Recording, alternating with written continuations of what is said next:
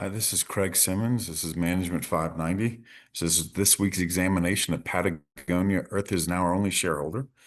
Um, Section instructor is Ben Warnick and section instructor Sean Mustafa.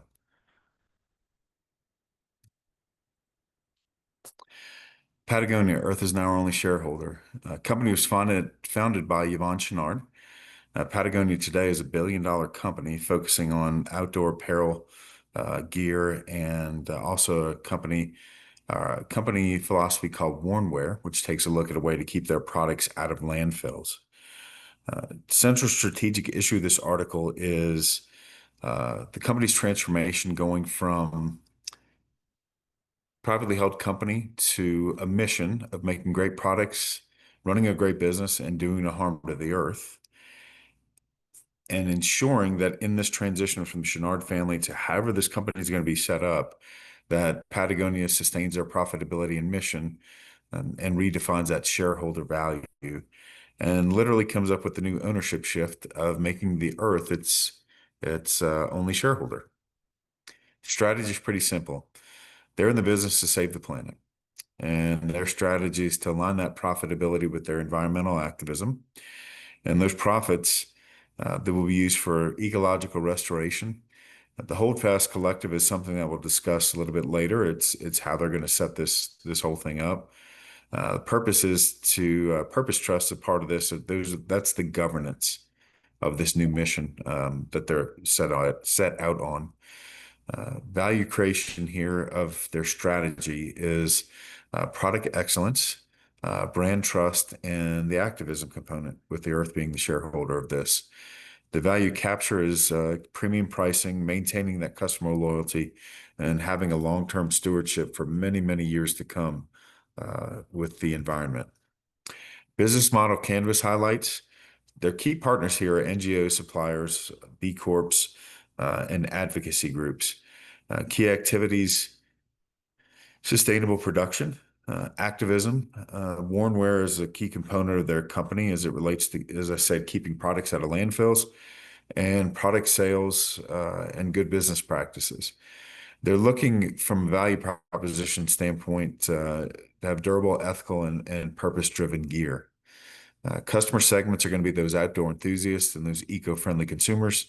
The revenue streams are apparel, the outdoor climbing gear and gear that they manufacture, this Warnware program with reselling of their products or repair of their products, and the wholesale.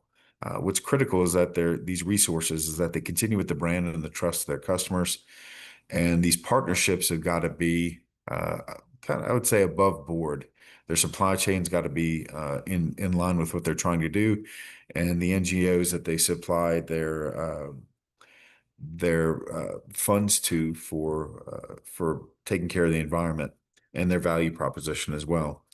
So when you look at their VRIN, VRIO framework, uh, Patagonia itself, their sustainable advantage lies in a few areas. So their brand authenticity is one, and that is definitely rare and immutable and trust-based. Their purpose trust governance is very unique and certainly mission anchored with what they're trying to do with the environment. Their employee activism, when you take a look at that, it is culture driven and really is something. If you go to a lot of other companies, it really is non-substitutable. Their supply chain itself, when you take a look at the transparency of it, it is valuable, but it is imitable. So it definitely could be replicated. But together, when you combine all these resources and they do create a competitive edge compared to other companies. So they check the boxes on a lot of things, but there are some things that can be duplicated. You look at the situational analysis, they're looking to how in the world do they transfer this ownership structure from the Chouinard family to not a publicly traded company, not an ESOP, um, not a 501(c)(3). A lot of these things are things that they didn't want to do because it loses sight of their mission. But also at the same time, there's a bunch of tax implications with a lot of this. They did an extremely exhaustive search to where they ended up at the 501(c)(4), and they're looking at right here that 100% ownership 2% of it would be the purpose trust, which would be the family and a governing board. 98% would be non-voting, and that'd be the Holdfast Collective, where those dollars would go to for the environment. The key challenges here is that balance reinvestment and the company versus the fund itself. And you got to be very vigilant of the fact that the company gave you the ability to get here to do what you wanted to do to take care of the earth. Opportunities here is kind of a recreation of capitalism as itself. New movement looking at not only what do you need to do as a company to generate revenue and be profitable, but what is your ESG? How do you take care of the communities and the earth and the things that will be here long after your company's gone or yourself is gone? The risk here is that operational strain or reduced agility, and then the governance piece. It's if you don't set it up right, the succession piece here could falter, and it may not align with where you're trying to go. Recommendation that I would have for them is definitely some type of tech-driven transparency.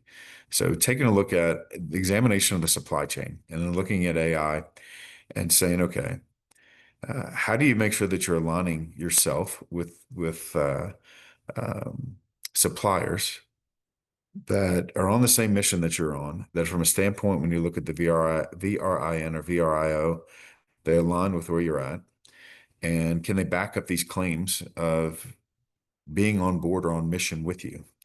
And can you take this stuff, when you take a look at it, can they transfer this data into something that's tangible, something that people could take a look at, something that aligns with the collective, and then convert something like this into a marketing tool to where you can get some more brand equity that's out there. So I think there's a way. The company does everything right on point with what it is that they're trying to do, but how do you take some of these other things that continue to drive that mission that they're looking for? And this might be one suggestion. Another one would be that expanded purpose ownership model, looking at creating partnerships with other B Corp companies, maybe create an Earth Capital Alliance. Look at a way to get all these companies together and kind of create this conglomerate or this big organization that looks at how in the world they're going to take care of the earth and get some other people on board and kind of put their money where their mouth is, just like Patagonia is doing. Third recommendation is that balance of innovation and dividends, taking a look at those KPIs and kind of drawing them together, looking at saying, like, here's this planet impact index that we have, and here's this profit reinvestment ratio. So how do we get these dual KPIs developed in order to make sure that they're in alignment with one another? You got to make sure that you avoid underfunding your R&D and your operational innovation. That's what got you here. So you got to make sure that you avoid that. And then the how is allocating that fixed percentage of profits annually to reinvestment back in the company, but sustaining your mission of taking care of the planet as well. Conclusions and insight: Patagonia's model definitely redefines shareholder capitalism from a standpoint of governance, mission, and profit. Key takeaways for this is that they've got to make sure that all of their outcomes are trying to do depend upon what they do daily. And if they do succeed with this, which I have no doubt that they probably will, this could be a redefining of return on investment and how do purpose and profit missions coexist. So really an open question is, will Patagonia's experiment spark a broader transformation in business ethics and governance for other companies? When you look at the visual snapshot, Patagonia's purpose ownership, just to give you a snapshot of this, that purpose trust will be 2%. That's where the voting control is. Holdfast Collective would be 98% non-voting stock here. This is where the environmental cause funds go. They generate probably about $100 million annually towards the preservation of the planet. The governance will be the family and the board oversight. There will be no personal financial gain in this. And this could be a blueprint for ethical capitalism moving forward. These are the references when you take a look at it. Great readings this week.